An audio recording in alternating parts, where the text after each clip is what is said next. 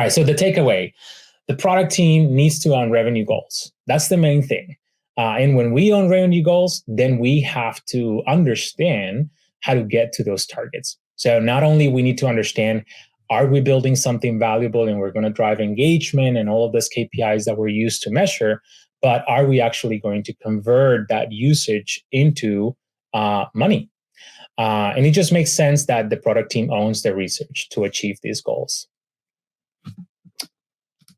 All right. So with that is just the Q&A. I hope that that was helpful to you all. Awesome, Alvaro. Super interesting presentation. We have about 3 minutes, so I think we can squeeze in a couple of questions while we're at it. Maybe before we start on the business stuff, what kind of chicken restaurant?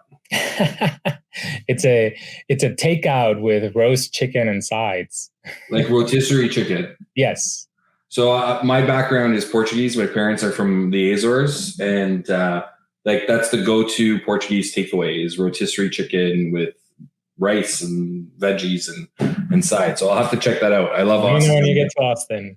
Yeah, I'm there often, so I'll check it out next time I'm in town. Cool. Listen, one of the things that stuck out at me was this idea that product people, UX research people, whatever category you need to get over this, like, I think it's an uncomfortableness talking about money or monetization and asking those questions. Is that what you were alluding to? And how do you help them get over that? Well, I think, I think when you have a sales-led motion where you don't have product-led growth, revenue is a little bit too distant from product because it's a lagging indicator. If we measure the product team by how much money sales can convert into actual money for the company and growth, and we don't know if we're building the right thing. So for a long time in sales, B2B, sales-driven organizations, product has been just kind of detached from that revenue target. So we got very uncomfortable at talking about money because we just don't have to.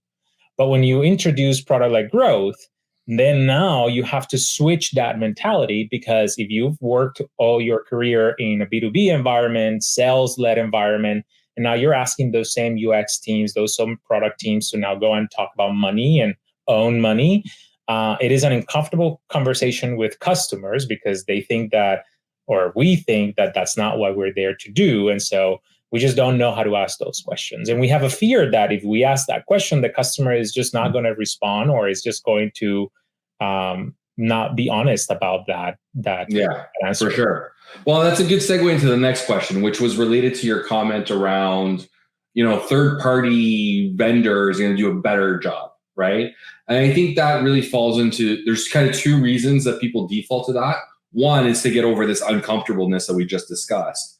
Two is an idea that like they know how to do research better, or that's their expertise. And like, I'm not necessarily like a research person. I don't know how to write questions that aren't, leading or biased. Do you think that's one of the reasons? And again, how do you like get your organization to get over that? Well, I mean, there's so many resources to write good questions. Like even SurveyMonkey will just tell you the right questions to ask customers and rephrase them correctly. So yes, you need to, if you're sending a survey, you need to ask the right questions. If you're interviewing, you need to ask the right questions, that they're not leading questions. But I'm starting from the basis that a product organization and a UX organization at least know how not to ask biased questions. Now, how do you determine ranges of price? That is a little bit different, but that's not what you're not trying to come up with a number. Hey, our product should be at $300. You're trying to come up with customers' intent to purchase if that product existed. And you're trying to get very accurate at that. And to do that, you need to include that research in a continuous research practice. And so when you think about organizations externally, you're not going to do that continuous, because that's going to probably cost you a lot of money. And so you probably want to bring a lot of that practice in-house, and you don't need to be as sophisticated to include on your daily practice of research some of those questions about willingness to pay. For sure. Alvaro, we're at time. For everyone listening, if you work in the construction industry, if you're a general contractor, subcontractor, or know anybody in that business, definitely go check out Procore.com. Killer solution, leader in that space, I believe. So that's easy. If folks listening want to connect to you, Alvaro, what's the best way to do that?